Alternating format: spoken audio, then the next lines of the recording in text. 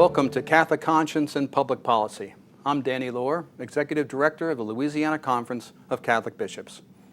And I'm Rob Tasman, Associate Director of the Louisiana Conference of Catholic Bishops. We join you here today having just completed yet another legislative session. And Danny, it's come and gone. Any way to briefly sum up what exactly happened?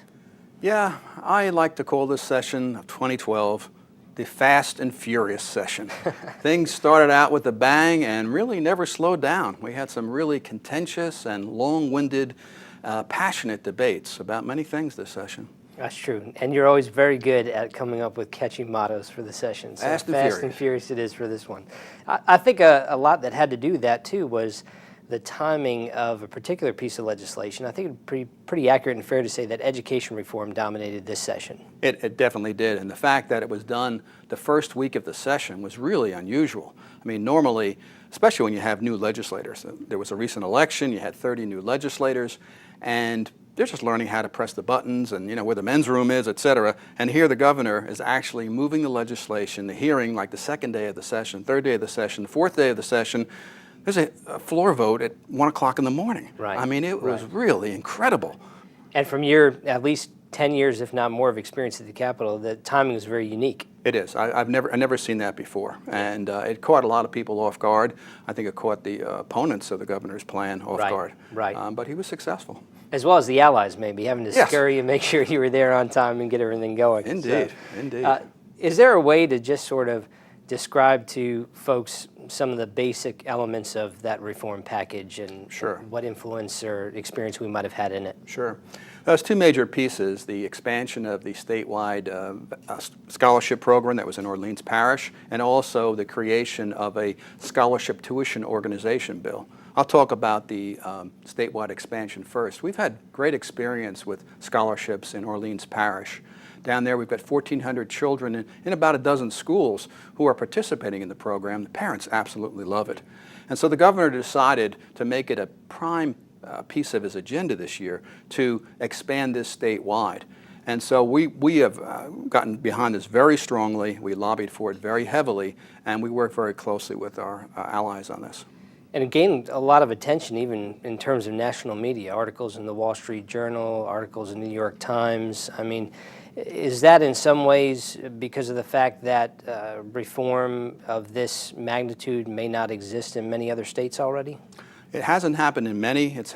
Scholarship plans have worked in Ohio, and they've worked in Milwaukee, and somewhat in Florida. But we're one of the leaders in this area. And what impact do you really think that this will have potentially on the children of Louisiana, especially those who may participate in the program via our Catholic schools? Well, we think we can give them a very good education. Education is the path out of poverty, and we've shown that. And consequently, we know that our way of educating children turns out good citizens. So we think this is going to have some very good long-term effects on these children. Do we have an idea roughly about how many Catholic schools are going to participate in the program? I know there was a deadline, I think, with the Department of Education that was last month in May that needed to be reached so that schools who decided to participate would submit their information. And so do we sort of have a snapshot of that at this point? We do. Outside of Orleans Parish, there are 79 Catholic schools that signed up with 2,242 students. And also there's about an equal amount of non-Catholic schools who are going to be starting up in the program come August. Great. Well, that is definitely exciting. What about the standpoint of course, we know that the bishops supported this very heavily, and then the superintendents are called in charge to help implement this program with their schools. Any reservations from the superintendents about what's involved and the kinks that might need to be worked out going forward? Well, we're working out the actual rules and regulations now with the Department of Education, but we think that that we'll come to a satisfactory conclusion on those and work things out. We think it's going to work out good. Excellent. It was interesting too, and I think you recall this, but of course, as we know with our day-to-day experience at the Capitol, nothing's done until that final bell tolls at the Capitol on the last day of the session. And so as we got closer, heading into the last weekend truly of the session, one of the lingering issues to be resolved was the voting on the MFP. Yes. What impact did that really even potentially have on this scholarship program that you mentioned? The MFP is the Minimum Foundation Program, and this is the vehicle whereby the state provides aid to local school districts. The governor decided to move the scholarship program into the MFP, which is controversial in itself. But secondarily, because this MFP resolution was being passed at the very end of the session, the opponents of the scholarship bill were trying to derail the whole program by sending the MFP back to BESE, the Board of Elementary and Secondary Education. Another bit of controversy was the fact that the vote was 51 to 49. To pass a bill in the legislature, you need 53 votes, and they got 51. Right. Now, the Speaker ruled that because this was a resolution and not a bill, all you needed was a majority of those present and in the chamber. Our opponents are challenging that in court, but Right. we think we're going to win on that. Right. And you also mentioned that there were two components, and I think you've laid out very clearly for everyone sort of the effects of the scholarship bill itself. But what about this tuition reimbursement, scholarship tuition organization idea that also came up? The STO, yes. This won't go into effect for another year, and the Department of Education won't actually create the regulations till the fall. But I've talked to my peers in Florida and Iowa and Arizona, and they love it. This is a great plan. It's a way where individuals and corporations can donate money to a 501c3 nonprofit scholarship organization, which then uses 95% of the monies received to give scholarships to children in public schools. All students can get them, but there's preference given to students in D and F schools. Right. And the person making the donation and the business giving the donation gets a rebate back on their taxes. Right. Now in Florida, this started out 10 years ago with 7,000 students, and they're up to 27,000. Wow. But again, this won't go into effect until August of 2013. Okay. Well, and it's interesting because that seems to certainly potentially have a great positive impact on all of this as well, yet it may not have received as much press as the scholarship. Exactly. That part of the governor's plan kind of flew under the radar, but long term it might have the greatest effect, and that could have been part of the governor's plan. We wouldn't doubt it. He's certainly a brilliant man, so Indeed, we wouldn't doubt it. Rob, in terms of family life, any issues come back from the past? You know as well as I do, it's always interesting. There are issues that linger out there. Perhaps you either support them and you try and get them passed, or you try and defeat them and they fail. If that's the case, then it's not unlikely for them to rear their ugly heads sometimes if they are ugly pieces of legislation. So yes, there were two particular pieces of legislation with family life that came up again. One, of course, had to do with the teaching of sex education in public schools. And we were able to play a part in helping to defeat that again this session. And why do the bishops feel they need to get involved in something that was actually dealing with public schools? And that's a good question. I think legislators ask that question quite a bit. It's valid. One of which is just the simple fact that there are actually more Catholic students in the state of Louisiana that attend public schools than do private or Catholic schools. And so certainly their voice needs to have a forum at the legislature. And really, maybe more importantly, is the fact that we do teach sexual morality and sexual education in our Catholic schools, but it's done within the context of morality. Sure. And when that's done, certainly you're not necessarily walking down the dangerous road of moral relativism or just naturalism where you're presenting a topic without a very important context. And so that's really why the bishops feel the need to speak out on that. Oh, very good, very good. Along similar lines, there were some bills dealing with adoption. And what is the church's feeling about the ideal setting for a child? And in other words, using the legal verbiage, what's in the best interest of the child? Right. So from a legal standpoint, certainly anything when you mention adoption hinges on the best interest of the child. And this specifically relates more to the bills that we speak out on that would potentially allow same-sex couples to adopt.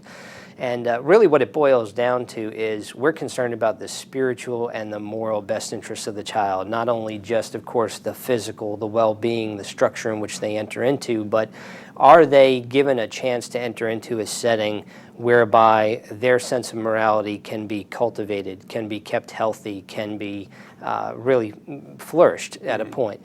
And also, too, in terms of same-sex couples, because their union is not recognized neither sacramentally nor legally in the state of Louisiana, it provides an unstable environment in which to place a child. And so those certainly would not jibe with the notion of the best interest of the children as well. Okay. Now, in terms of pro-life legislation, there were some bills dealing with the beginning stages of life as well as the end of life. What would that Yeah, this consist might of? have been, in my time here, this might have been sort of the most comprehensive legislative session dealing with pro-life issues because of that. You had end of life and beginning of life. To begin with, on the end of life, there was a bill that basically said that any medical consent and declarations dealing with life-sustaining procedures will not condone or approve of assisted suicide. And you might think, well, wouldn't that already be in the law as it is? And in fact, that exact language is not. But what is that they can't condone or approve of mercy killing or euthanasia. So this tightens that up toward the end of the life, adds the element of assisted suicide, which we know is unfortunately a growing movement nationwide, and helps protect against that as well. In terms of the earliest stages, there was a great bill that was passed. Again, some of these things are surprising because common sense would tell you how could that be if it actually exists that way. But in Louisiana, there was not a law that said that it could be a crime if you were engaged in an abortion but were not actually a licensed Louisiana physician. This is such a pro-life state. Exactly. And it's like, oh my gosh, we missed that. Exactly. That you're not a doctor. And it raises the bigger questions exactly about, who is doing these abortions. I mean, is it not a doctor? Is it a nurse? Is it just some sort of assistant? Which was one of the biggest issues that flared up in that national case, the Goddell case out of Philadelphia. Right. And so that spawned this Right. this idea. And isn't it in Mississippi there's only one abortion clinic left, and they passed this legislation, and they're having a hard time finding a doctor who is accepted at a hospital? That's exactly So you right. could actually have that clinic shut down because no doctors, That's no right. reputable doctors That's right. want to actually do abortions and That's kill right. babies. And that raises, I think, a fascinating area of conversation, which is that there are all sorts of ways to strategically approach creating a pro-life state or a pro-life nation where no abortions are done. And in that case, in Mississippi, likely there will not be any abortion facilities open because as a result of that, so the state will be abortion free. Incredible. So That's it's wonderful. incredible. That's wonderful. Wasn't there a Hear the Heartbeat bill also? Yeah, one of the great champions of pro-life is the senator from here in the Baton Rouge area, Senator Sharon Weston Broome, who last year passed the Ultrasound Before Abortion Act. And this bill this year, which was Hear the Heartbeat, added a provision to clean up some of that language to the ultrasound, which was to say that, remember, this is all an embellishment of the woman's right to know laws. And so we want to arm the women with as much information as possible so that they can discern that decision for themselves. It really is about empowering the woman from that standpoint. And so the cleanup was, last year it said that she would be given the ultrasound or the information only 2 hours before the potential abortion. And what we really wanted is enough time for her to digest that. So we went back in and we cleaned that up and said she'll be given it 24 hours in advance as opposed to 2 hours. I think that reflects a spirit of discernment and really being able to look at things. So then the new provision was not only will she be offered the image of the heartbeat, but the image of the ultrasound, but will also be offered the opportunity to hear the heartbeat. Right. And all this, of course, it certainly humanizes the fetus in the womb of the woman if there's some doubt in a woman that it's really not a human being. So. Wonderful, wonderful. One last piece of pro-life legislation had to do with pregnant women in jail. Yes, pregnant women in jail. It was an interesting one, given the fact that, of course, I'm not sure we necessarily associate the fact that women are both incarcerated and pregnant at the same time, but certainly that's a reality that needs to be addressed. And Senator Martini out of New Orleans, who has helped us with many pieces of legislation, offered this bill, and he basically said that pregnant offenders, if they need to be restrained, must be done so in the least restrictive means possible, that an electronic restraint belt can never be used. Obviously, that makes sense. You don't want anything like that near the developing fetus. That she may never be handcuffed behind her back or restrained via leg irons, and finally, that she never be placed in a face-down position. So that bill, to me, sort of encapsulates the ideas of social justice in terms of how we treat people with dignity, including prisoners, but then also the pro-life cause, making sure that we protect that developing fetus in the woman. So it's interesting. You've made some real progress this session. Absolutely. We're going to take a break now. When we come back, we're going to talk about the budget and also some social justice legislation.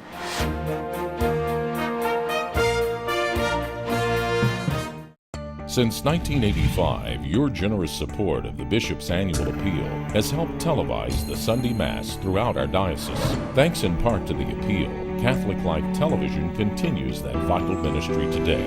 One of only 10 diocesan-run television stations in the country, CLTV has gained recognition for its award-winning programs. Your contributions have made our achievements possible. On behalf of CLTV, thank you for supporting the Bishop's Annual Appeal.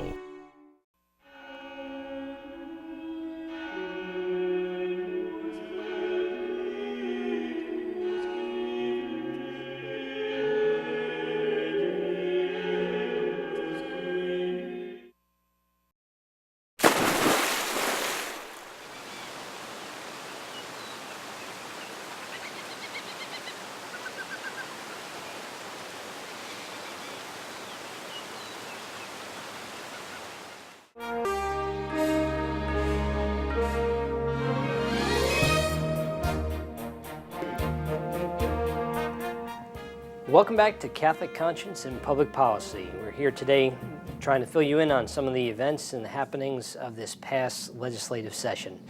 Certainly, Danny, one of the things that dominated the session beyond education reform was the budget, which seems to always dominate the session. Absolutely. As usual, it goes right down to the wire. One of the great things about our state, unlike the federal government, is we have to pass a balanced budget. Right. We can't print money like Washington and just, avoid hard decisions. When that bell rings at 6 o'clock, sine die, the last day of the session, that budget has to be passed. If not, they'd have to come back in special session and spend money. And then legislators would get beat up by the media and voters, and they don't want to do that. They did that in the 90s. So the fiscal hawks actually objected to the governor using one-time money. These are Republican conservatives who say you shouldn't use one-time money for recurring expenses. You should use it for some other purpose, perhaps pay down with debt. The governor said, no, we have gaps in the budget in terms of health care and higher ed, and consequently it became a really tough fight. But as usual, the governor won. Right. Well, and I think, you and I have talked about this at great length. Even if your philosophy is to be a fiscal hawk, so to speak, the way in which the Constitution of the state is drafted, the only things left to be chopped on the chopping block are higher ed and health care. Right. And so it really comes down to then, what's the best way to address those holes and those needs? Exactly. And we had some, our monies were also potentially affected in education. We had a situation where we've got required services money, where the state requires the Catholic schools to provide certain services and data information about attendance and health records and safety and those types of things. So we had an interest in making sure this, but you had a bigger interest. Yeah, it was a new experience for myself this past session dealing with HB1, the budget bill, and what it came about was the Department of Health and Hospitals budget was cut coming out of the House to about 10%. And so how that affected our agencies in dollar numbers is that we have many ministries, specifically through Catholic Charities in the Archdiocese of New Orleans and one also in the Diocese of Houma Thibodaux, that get Medicaid reimbursement rates through DHH's budget. And so when DHH's budget is impacted, then certainly it'll flow down from there. And coming out of the House with that 10% cut, that reflected over $1.2 million that our Catholic Charities agencies stood to lose. So we put together a strategic plan going forward, how we might best be able to have some of those funds reinstated. Went down to the Capitol on a Saturday morning and testified before Senate Finance. Luckily, Senate Finance did restore much of that funding so that the cut was mitigated from 10% to 4%. But that still reflects somewhere between $500,000 and $600,000 to the ministries. And that would have affected Padua House, too. Isn't that a home for developmentally disabled? That's right. Padua House is really an extraordinary ministry that the Catholic Charities Archdiocese of New Orleans houses. And while it's localized in the West Bank area, so to speak, of New Orleans, it has a statewide impact for all of Louisiana because of the specialized healthcare services that it provides. Sure. So that was a great concern, and I was even informed through people at the Catholic Charities Agency in the Archdiocese, the history of all that, which was that at some point Louisiana had decided to outsource these children to Texas, probably about 40 years ago, I think. And as the story goes, a group of nuns headed by Sister Anthony actually drove to Texas, went and literally rescued these children, brought them back to Louisiana and set up Padua House. So Unbelievable history, and certainly we would not have wanted to see that program be affected to the point where they would have had to close doors. And that's what they were facing as it came out of the House. That was serious, very serious. It was serious, absolutely. There were other pieces of legislation, of course, too, that may not be the large issues, the moral issues, but things that can sometimes affect the institution of the church. And you, of course, deal with those. I think, for example, one might have been the taxation of nonprofits in cities like New Orleans. Yeah, there was a couple of bills that would have actually taxed nonprofits in Orleans Parish. And people may say, well, why don't you tax nonprofits? The reason is we're nonprofit. We don't make any money to be taxed. We use all the money for the ministry. And we provide services in education and in healthcare and taking care of the poor that if we didn't do it, the government would have to do it. And for the government to do it, you'd have to raise taxes on the general population. Right. So it makes perfect sense for us as nonprofits to not have to pay taxes on the revenue we get and use to help the poor and the needy. So we were able to defeat those, thankfully. I think some of the backstory at times like that, too, is that there's a recognition that there are not the most scrupulous people or businesses that are out there. So they might set themselves up as a nonprofit. They're really not. But, you know, if you want to address that problem, there's a very different way to potentially do that as opposed to just blanketly taxing all nonprofits. Exactly. So. Good point. Moving on to social justice. The bishops got involved in the reform of the criminal justice system. What kind of bills do we have this session? We're continuing to be engaged in that process. There were two in particular that stood out, and they both had to do with the issue of parole eligibility. So, of course, this is just the opportunity that someone might go before a parole board, have their case heard, and then the board would decide whether or not they see them fit to return them back into society. And so the two that really popped up, one is one that has been ongoing. That's the issue of the sentencing to juveniles to life without parole for those specifically who've committed non-homicide crimes, because the Supreme Court decision in the Graham versus Florida case said that that could not be the case. You couldn't sentence juveniles to life without parole if they committed non-homicide crimes. This year was somewhat monumental in terms of all the parties came together. The District Attorneys Association, the Governor's Administration, all those interested in criminal justice reform, people like the Juvenile Justice Project of Louisiana, and we're actually able to reach a compromise, which was to say that those who are sentenced to life without parole, who are juveniles who have not committed homicide crimes, will be able to serve 30 years of their sentence. Roughly, that will bring them to the age of about 45, 46. And then at that point, along with meeting a host of criteria, they will be eligible to go before the parole board. Of course, ultimate discretion will be given to the parole board, but at least they'll have a meaningful review of their case to see whether or not they're fit to re-enter society. And wasn't there a prominent prison official who got involved in this work? Yes, actually, that's the other bill, which was the parole eligibility for nonviolent, non-sex offenders who basically got caught up in the system because of a 3 strikes you're out clause. In some senses, this was really, drug offenders.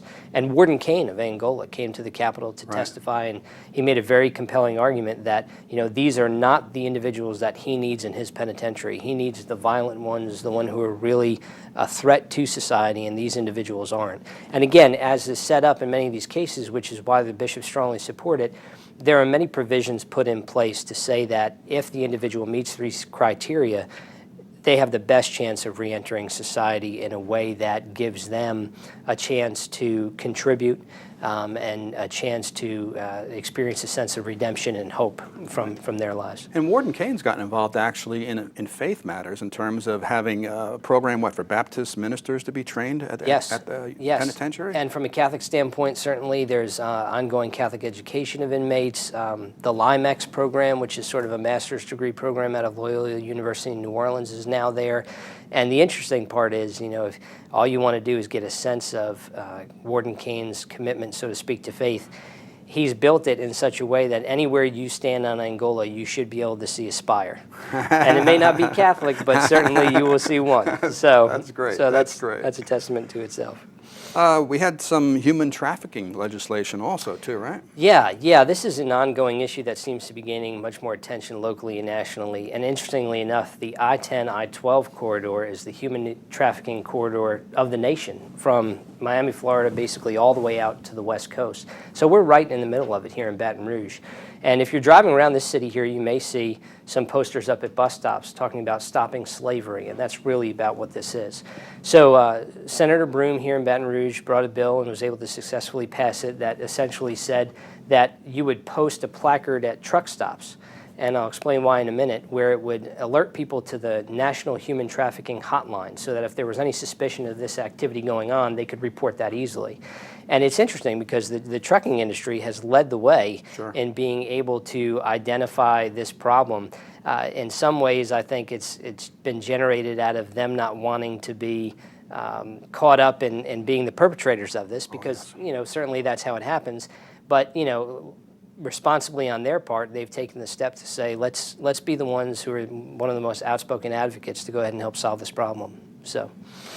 Very good. Our last item in social justice had to do with drug testing and FITAP. Yes. Please tell us what FITAP is, Rob. In the media, you would have heard about this as the drug testing of welfare recipients.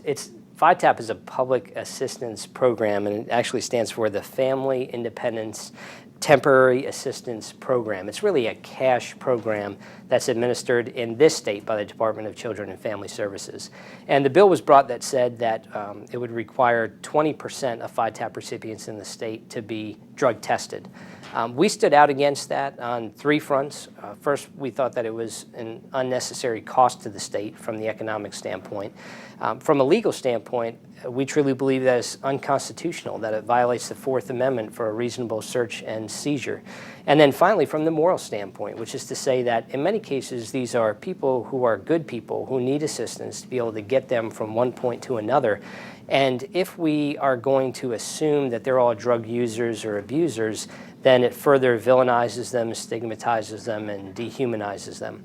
But what really was unfortunately not reported was this idea that DCFS already does something, which is a drug screening, not a drug testing, but a drug screening which is a national model of best standards and practices, which works. They're able to identify people who are experiencing difficulties with drug addiction and treat them. And so, on these fronts, we argued that it wasn't the most popular argument, but from our perspective, wisdom prevailed in the Senate and the bill was defeated. So. Well, the Catholic Church is used to getting involved in things that aren't necessarily popular. Absolutely. But we do it because it's where our theology takes us. That's right. We're pro-life, we're pro-family, we're pro-poor. Right. And that's where it takes us. Well, very good, very good. Well, that's our wrap-up of the 2012 legislative session, AKA the Fast and Furious session. We welcome you to we'd like you to come back and watch us again next time. Thank you for watching.